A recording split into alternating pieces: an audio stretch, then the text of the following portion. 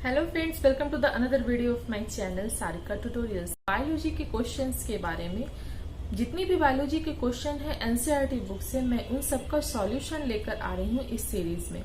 तो इस सीरीज में हम बात करेंगे क्लास 10th की बायोलॉजी के बारे में। एनसीईआरटी के हर एक पेज से जो भी क्वेश्चन राइज होंगे, मैं उन सारे क्वेश्चंस को लाऊंगी और उनके सॉल्यूशन भी साथ में सॉल्व करके लाऊंगी।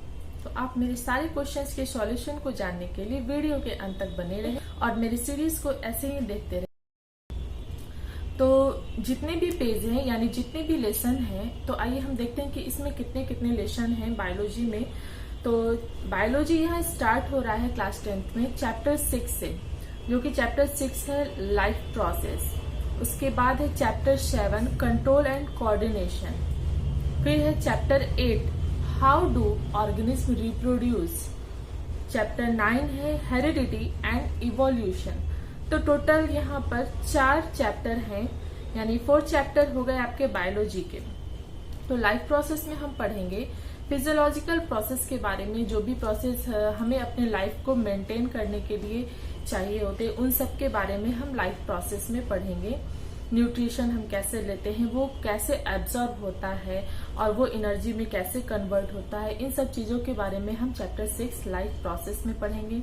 और चैप्टर 7 है कंट्रोल एंड कोऑर्डिनेशन। किस तरह से ये सब कंट्रोल होता है, कैसे कोऑर्डिनेट करते हैं एक दूसरे के साथ, इन सब के बारे में पढ़ेंगे। चैप्टर 8 हो गया हाउ डू ऑर्गेनिज्म रिप्रोड्यूस। एक ऑर्गेनिज्म कैसे रिप्रोड्यूस करता है, मतलब एक बेबी कैसे रिप्रोड्यूस होता है, एक यंग वंस को कैसे रिप्रोड्यूस कर सकता है कोई ऑर्गेनिज्म, इन सब चीज के बारे में हम चैप्टर 8 में पढ़ेंगे। चैप्टर 9 है heredity and evolution. Heredity and evolution में हम पढ़ेंगे कि जो भी ऑर्गेनिज्म बॉर्न होते हैं वो अपने पेरेंट्स से या एंसेस्टर से किस तरह के कैरेक्टर अपने साथ लाते हैं, फिर उनका इवोल्यूशन कैसे होता है, इन सब चीजों के बारे में हम चैप्टर 9 में पढ़ेंगे। चैप्टर 6 लाइफ प्रोसेस से हमारा पेज नंबर 95, वहां से हमारा बहुत सारा क्वेश्चन पुटअप हुआ है। तो सबसे पहले हमारा क्वेश्चन है Why is diffusion insufficient to meet the oxygen requirements of multicellular organism like humans? तो इसमें इस क्वेश्चन का मतलब है कि डिफ्यूजन इनसफिशियंट क्यों है। ऑक्सीजन रिक्वायरमेंट जितनी होती है मल्टी सेलुलर ऑर्गेनिज्म में, यानी कि ह्यूमन बींग्स में, या फिर ऑर्गेनिज्म जो जिसमें मल्टी सेलुलर का बना होता है ऑर्गेनिज्म, उसमें जो डिफ्यूजन है वो इनसफिशियंट क्यों है। ऑक्सीजन रिक्वायरमेंट जितनी होती है डिफ्यूजन प्रोसेस से, वो मल्टी सेलुलर के लिए इनसफिशियंट है।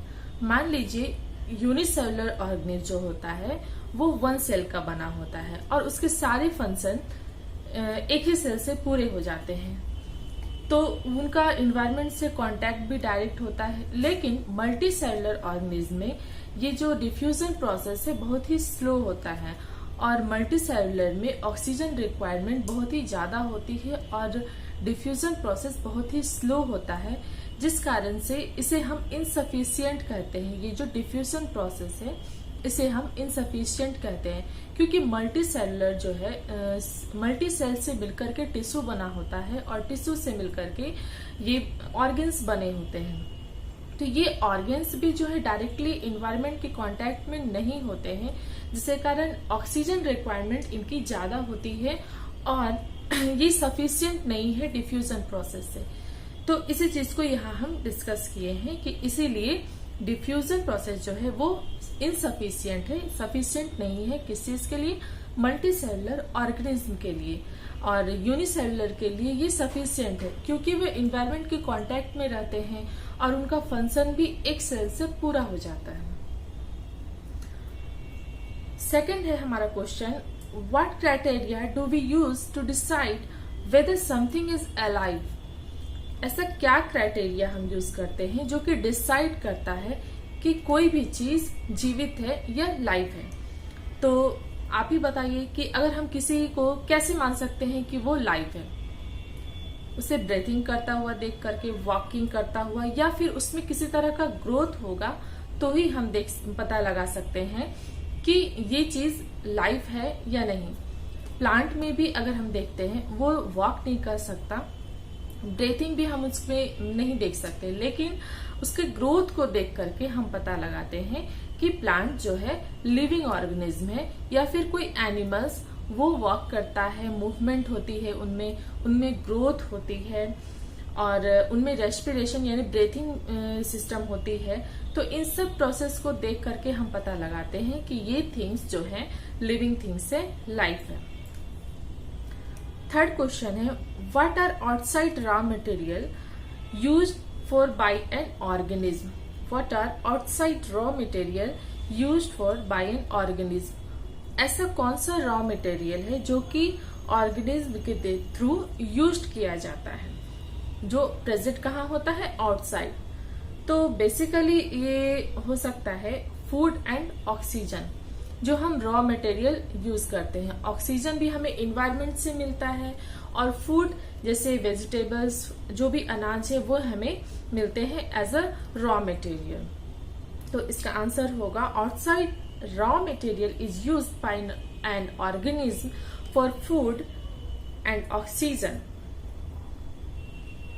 Raw material requirement varies on the complexity of the organism and environment it is living. Next question है हमारा, what process would you consider essential for maintaining life? कौन सा ऐसा प्रोसेस है, हम उसको कौन सा ऐसा प्रोसेस है जिससे हम, जो कि इसेंशियल होते हैं हमारे लाइफ को मेंटेन करने के लिए? तो हमने पहले भी पढ़ा है लोअर क्लासेस में कि हमारी लाइफ को मेंटेन करने के लिए जो भी फिजियोलॉजिकल प्रोसेस होते हैं वो हैं respiration, digestion, excretion, circulation, transportation, and these are the essential for our maintaining life. ये सब चीज इसेंशियल है हमारी लाइफ को मेंटेन करने के लिए, क्योंकि ब्रीथिंग लेंगे यानी कि ब्रीथिंग होगा, सांस लेंगे तभी हम जीवित रह सकेंगे, क्योंकि ऑक्सीजन हमें मिलता है। फिर डाइजेशन यानी फूड लेंगे, न्यूट्रिशन हम जब खाएंगे हमारा डाइजेशन होगा फूड का। फिर फूड खाने के बाद जो भी एसेंशियल चीज होती है वो बॉडी एब्जॉर्ब कर लेती है, और फिर जो वेस्ट होता है उसका एक्सक्रीशन होता है, क्योंकि एक्सक्रीशन होना भी जरूरी है, क्योंकि वो टॉक्सिक सब्सटेंस होते हैं, अगर बॉडी में ज्यादा देर तक रहेंगे तो वो हमारे लिए हार्मफुल होगा। फिर सर्कुलेशन, जो चीज हमने एब्जॉर्ब किया फूड से उसका सर्कुलेशन यानी कि जितने न्यूट्रिएंट्स हैं वो ब्लड के थ्रू पूरे बॉडी में सर्कुलेट करेंगे। एंड ट्रांसपोर्टेशन, ट्रांसपोर्ट होगा किसके थ्रू? ब्लड के थ्रू होता है ट्रांसपोर्टेशन। फिर अगर प्लांट में फूड एब्जॉर्ब होता है तो उसका ट्रांसपोर्टेशन होता है रूट से लिप्स की तरफ। तो ये सब प्रोसेस जरूरी है हमारे अपनी लाइफ को मेंटेन करने के लिए, ये फिजियोलॉजिकल प्रोसेस। तो ये 4 क्वेश्चन हुए हमारे पेज नंबर 95 से, और अब होगा पेज नंबर 101। पेज नंबर 101 में क्वेश्चन है, what are the difference between autotrophic nutrition and heterotrophic nutrition? तो डिफरेंस बताना है हमें यहाँ पर ऑटोट्रॉपिक न्यूट्रिशन में और हेटेरोट्रॉपिक न्यूट्रिशन में।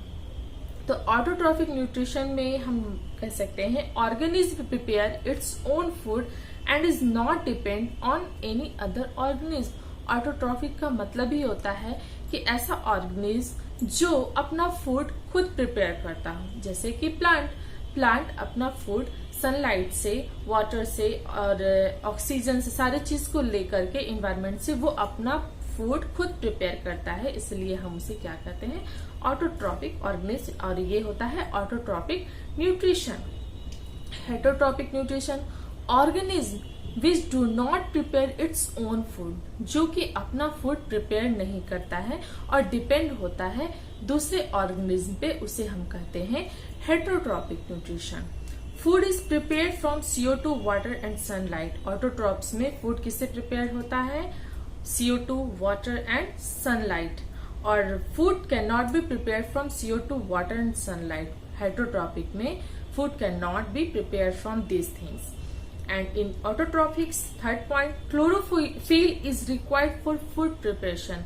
क्लोरोफिल होना जरूरी है तभी फूड का प्रिपरेशन होगा। ऑटोट्रॉप्स में chlorophyll is not required for food preparation in heterotrophs. Fourth point, green plants and certain bacteria have autotrophic mode of nutrition. Example है ग्रीन प्लांट्स हैं और सर्टेन बैक्टीरिया जैसे ब्लू ग्रीन एल्गी वगैरह जो होते हैं वो ऑटोट्रॉप होते हैं, उनका मोड ऑफ न्यूट्रिशन ऑटोट्रॉप होता है. And in heterotrophs all the animals and fungi most bacteria have heterotrophic mode of nutrition. बहुत सारे बैक्टीरिया का मोड ऑफ न्यूट्रिशन क्या होता है, हेटरोट्रॉपिक भी होता है. तो यानी कि कुछ बैक्टीरिया ऑटोट्रॉप्स भी होते हैं और कुछ बैक्टीरिया हेटरोट्रॉप्स भी होते हैं. तो बैक्टीरिया जिनमें क्लोरोफिल पाया जाता होगा यानी जो इनका पिगमेंट ग्रीन होता होगा वही ऑटोट्रॉप्स होते हैं. तो स्टूडेंट ये थे मेरे आज के. अगर आपको मेरे वीडियो अच्छे लगे हों, अगर आप कोई क्वेश्चन राइज करना चाहते हैं, आप कोई क्वेश्चन पूछना चाहते हैं तो आप कमेंट बॉक्स में जरूर कमेंट करें. अगर आपको मेरा वीडियो अच्छा लगा हो तो प्लीज इसे लाइक, शेयर और सब्सक्राइब करें और साथ ही बेल आइकन को भी प्रेस करें जिससे मेरे न्यू वीडियो की नोटिफिकेशन आप तक पहुंचे. Thank you.